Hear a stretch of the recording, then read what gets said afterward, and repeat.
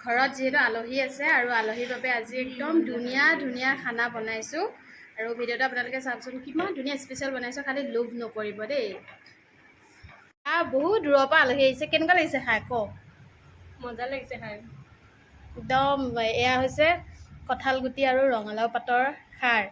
তাৰপিছত এয়া ভাজি এয়া হৈছে ৰঙালাও পাতৰ চাটনি এয়া হৈছে বুটৰ চাটনি আৰু এয়া ফ্ৰাই কৰা মাছ মজা নে আকৌ আহিবি খাব কাৰণে এইফালে এয়া চাচিয়ে খাই আছে ধুনীয়াকৈ এইপিনে আম্মাই খাই আছে একদম পূৰা ঠেঙৰ পাত ঠেং তুলি লৈছে এয়া ভাত একদম উখোৱা চাউলৰ ভাত ঘৰৰ উখোৱা চাউল আকৌ দেই এইপিনে ইয়াত চিকেনো আছে তাৰপিছত এই একদম কিমান ধুনীয়া ৰঙা ৰঙাকৈ কণী বনাই থৈ দিছোঁ এইবোৰ এয়া গোটেই উলিয়াই দিছোঁ বজাৰখন আৰু হোটেলখন উলিয়াই দিছোঁ আৰু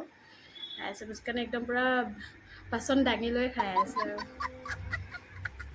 খা দেখা লাজ কৰিব নালাগে শপত হবি দে খা